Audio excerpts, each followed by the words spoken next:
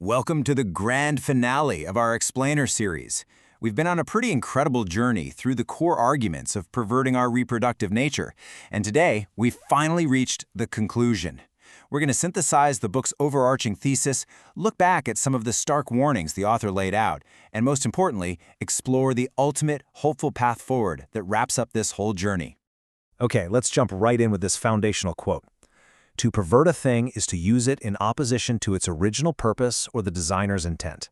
Throughout the text, we've seen how perversion almost never announces itself, right?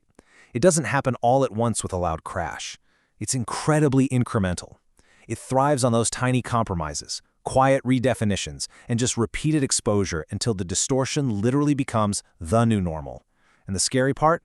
When a culture completely forgets what a thing was originally for, it completely loses the ability to recognize what it's actually become. Now, this idea directly challenges a massive cultural assumption. The book posits that we're not just random accidents, we are designed with real meaning, intention, and purpose. You know, in our modern era, we're constantly told that acknowledging any kind of inherent design is just this restrictive burden, like it's suppressing our personal autonomy. But the author argues the exact opposite. They suggest this design is actually the essential blueprint for human flourishing. It's basically the roadmap to genuine joy, stability, and deep, lasting connection. Moving into our next section, recapping cultural fractures. Let's take a quick look back at the ground we've covered to see exactly how these fractures developed in the first place. As we've tracked through the previous chapters, the author argues that some very specific technological and ideological shifts systematically broke down our relational order. Remember? We saw how hormonal contraceptives introduced this radical idea that we could totally separate sex from its natural consequences.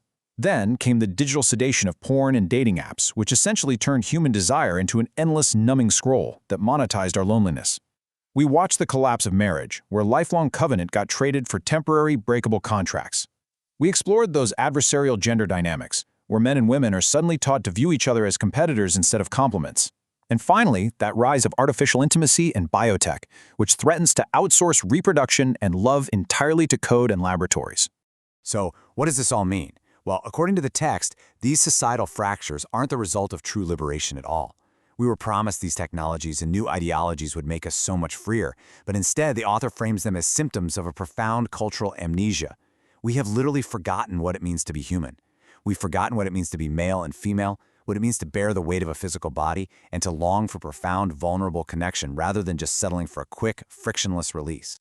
Which brings us to our next section, the juxtaposition of modernity, highlighting the stark choices modern culture puts right in front of us.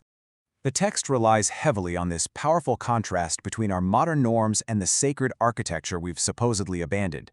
Just look at the breakdown here. On the one side, we've got the modern default, convenience, simulation, and consumption. On the other side is the original design, covenant, connection, and creation. The author argues that our society has basically traded the difficult, holy, and deeply rewarding path of true creation for the cheap, empty thrill of convenience and consumption. We've outsourced the really hard work of relationships simply because the simulation feels safer and easier. Expanding on that thought, we get this comparison: transactional entertainment versus transformative covenant. The text strongly asserts that sex and intimacy were absolutely never meant to be consumed as mere content. They aren't a recurring digital subscription you can just cancel whenever you get bored. They were designed to be deeply transformational, meant to seal love with fruitfulness and create a real safety where both souls and bodies can flourish together. Reclaiming reproductive nature.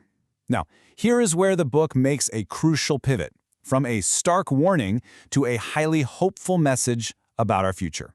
The text outlines these three core pillars of our true nature.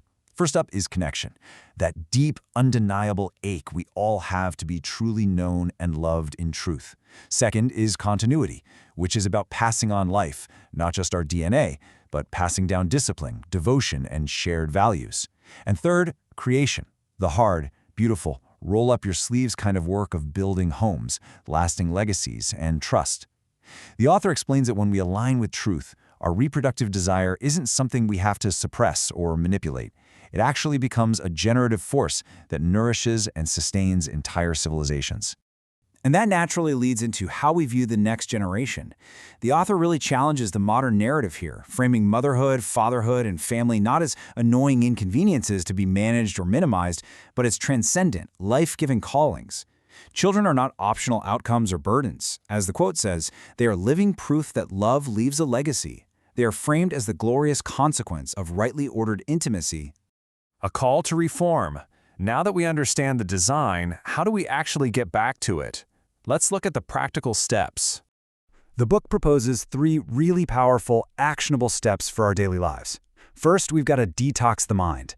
We need to step away from the digital fog that's numbing us and reject the ideologies that constantly pit men and women against each other. Second, we have to return to received truth and faith. This means recognizing that meaning isn't something we just invent on the fly. It's something we discover. And third, we need to shift the atmosphere of our lives and our homes. We have to consciously reject the whole seduction of artificial autonomy and start restoring sacred rhythms right within our own households. Things like shared meals, being truly present with each other, and real commitment. Notice exactly where the author places the power here. The revolution begins in living rooms and at kitchen tables. It doesn't start in legislatures or in TikTok feeds.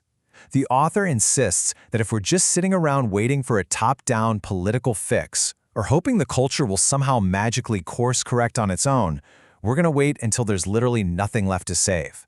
True redemption starts small. It starts with ordered love within the family unit.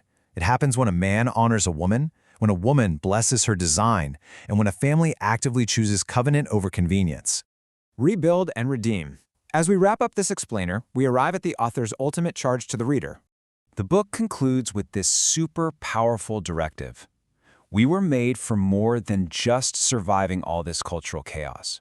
We were made to actively reproduce our values and our lives, to rebuild our broken foundations and to redeem our society. So this definitely isn't a message of despair, right? It's actually a profound, incredibly hopeful call to action and life. You might remember throughout the earlier chapters, the author used that analogy of a frog in boiling water, slowly getting used to the heat of a toxic culture until it's far too late. Well, guys, the water is boiling. The poison has been named.